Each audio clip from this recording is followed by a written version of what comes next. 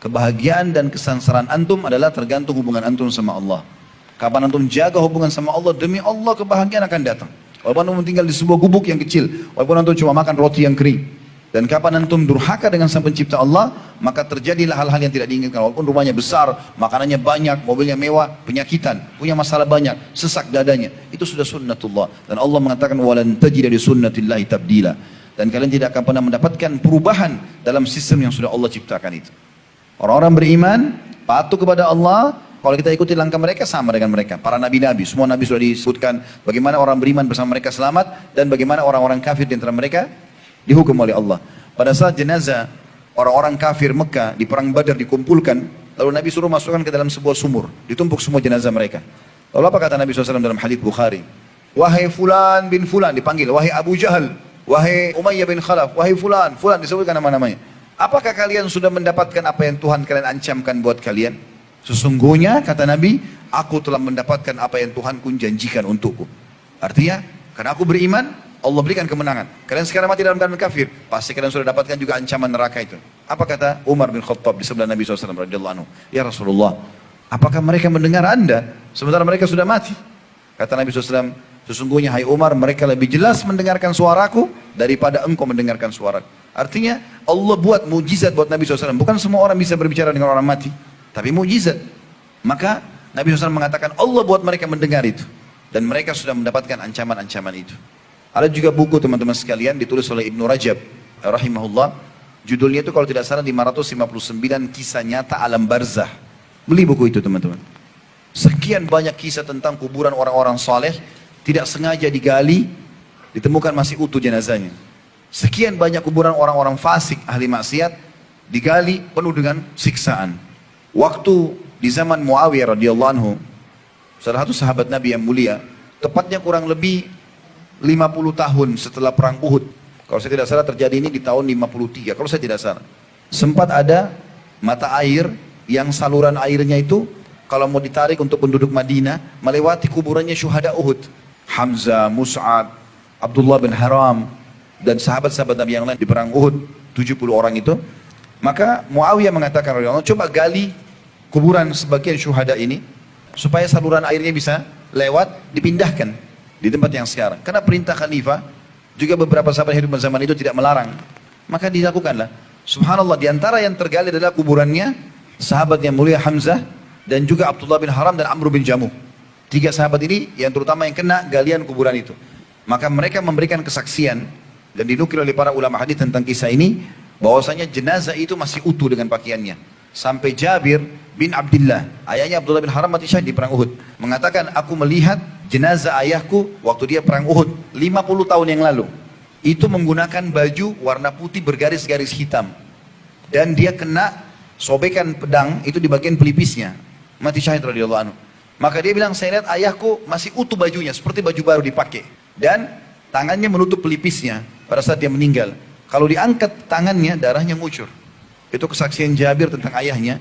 Dan juga para sahabat yang hidup pada saat itu menyaksikan dengan mata kepala mereka sendiri. Itu ternyata Hamzah masih utuh. Dan ada sahabat-sahabat yang mengenal Hamzah. Karena baru 50 tahun, masih ada yang hidup pada saat itu. Dan mereka disebutkan dalam kisah-kisah ini, pada saat mau dicangkul, mau digali kembali kuburan, itu sempat cangkul menyentuh jempol kakinya Hamzah. Dan ternyata mengeluarkan darah. Setelah 50 tahun lebih. Tidak mungkin apa yang disampaikan Allah dan Rasulnya salah. Orang-orang beriman yang sudah tersentuh secara keyakinan akan sangat percaya dengan itu.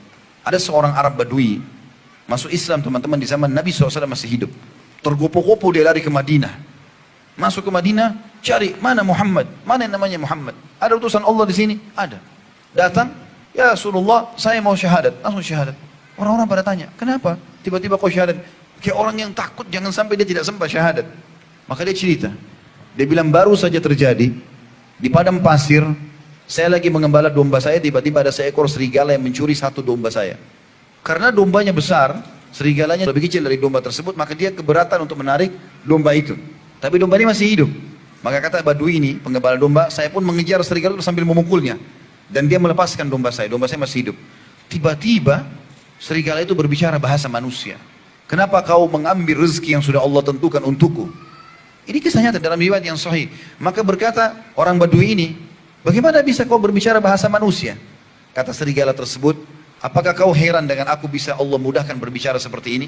Sementara kau tidak merasa heran, di kota Madinah ada utusan Allah datang dan masih ada orang yang tidak mengikutinya. Maka gara-gara itu, dia meninggalkan gembalanya lalu pergi syahadat.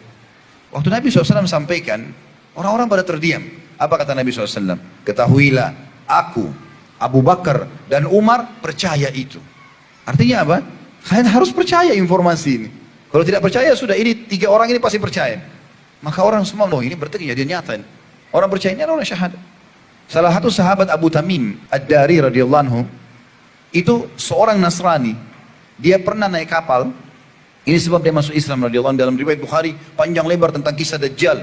Mungkin 3-4 lembar atau lebih kisah tentang Tamim Ad-Dari radhiyallahu anhu. Dihantam ombak kapalnya, tertampar sebuah pulau. Dia lihat ada hewan badannya semua bulu. Kemudian bisa bicara bahasa manusia. Kemudian dia ketemu sama Dajjal di tengah-tengah pulau itu. Ringkas cerita, ketemu sama Dajjal, lalu Dajjal salah satu statementnya mengatakan, apakah kalian sudah beriman kepada Nabi yang keluar jazirah Arab itu? Mereka mengatakan belum. Kata Dajjal, pulanglah, berimanlah kepadanya, karena aku akan keluar nanti di akhir zaman menyebarkan fitnah. Maka tiba-tiba mereka pulang langsung ke Madinah. Waktu saat itu Nabi SAW baru ceritakan kepada para sahabat tentang Dajjal. Akan keluar akhir zaman nanti ada Dajjal buat fitnah dan segala macam. Sebelum salam kita baca Allahumma inni a'udzubika min fitnatil masih Dajjal. Nabi SAW jelaskan semua. Datang Tamim Ad-Dari syahadat, ceritakan ya Rasulullah, saya masuk Islam gara-gara ini. Maka Nabi SAW mengatakan sebentar, kumpul semua muslimin. Dengar, orang ini Allah pertemukan dengan Dajjal yang saya ceritakan. Maka Nabi SAW mengatakan subhanallah yang telah membenarkan apa yang disampaikan. Orang-orang yang beriman beruntunglah. Dia yakin dengan masalah itu. Ada seorang salafus saleh dari kalangan tabi'in dulu, tapi saya tidak terlintas sekarang namanya tentunya. Diceritakan oleh Ibnu Rajab juga dalam buku itu, seingat saya. Dia bilang, orang ini tiba-tiba menangis terisak-isak pada saat jenazah adiknya dimasukkan ke kuburan. Padahal dia seorang alim, dia tahu. Kita kan tidak boleh niyaha, memukul-mukul badan, menarik rambut, teriak-teriak, doain yang tidak benar, menyesal-menyesal kenapa si fulan mati, nggak boleh. Teteskan air mata ya, tapi teriak-teriak ini nggak boleh dalam Islam. Nabi SAW mengatakan sesungguhnya mayit tersiksa dengan niyaha itu. Maka orang ini pulang, dia nggak bisa kontrol dirinya, terisak-isak nangis. Murid-muridnya pada katakan, wahai imam, wahai guru kami, bukankah anda menyampaikan kalau Nabi SAW melarang untuk seperti ini? Bagaimana bisa anda lakukan? Apa yang anda khawatirkan? Maka kata dia, kisahnya demi Allah, dia bilang, waktu kalian tadi ikut mengantar adik saya ke kuburan, kemudian kalian meninggalkan saya tertinggal sendiri dengan niat ingin mendoakan adik saya. Pada saat sudah tidak ada di kuburan kecuali saya sendiri, saya mendengarkan teriakan minta tolong dari dalam kuburan adik saya dan saya kenal itu suara adik saya. Maka dia bilang saya pun menggali kuburan tersebut. Tiba-tiba pada saat saya tiba di jenazahnya saya temukan di atas dada adik saya rantai besi yang masih menyala dengan api, merusak tubuhnya. Maka aku pun berusaha untuk menarik rantai tersebut dan lihat ini telapak tanganku, semuanya jadi luka bakar. Maka aku pun menangis karena melihat bagaimana kondisi adikku yang sedang disiksa. Dan sekian banyak kisah berhubungan dengan masalah itu. Nabi SAW melewati kuburan, lalu mengatakan 2 penghuni kuburan ini sedang disiksa. Kita nggak bisa lihat, tapi wahyu menyampaikan. Dan mereka berdua disiksa bukan karena hal yang dianggap besar, tapi itu besar sebenarnya di sisi Allah. Yang satu suka adu domba, membuat orang berantem satu sama yang lain. Yang satu tidak cebok pada saat kencing. Fenomena-fenomena ini teman-teman, fakta-fakta yang Allah Subhanahu Wa Taala dan Nabi Muhammad SAW sampaikan. Dan sekian banyak tentunya berita-berita seperti ini.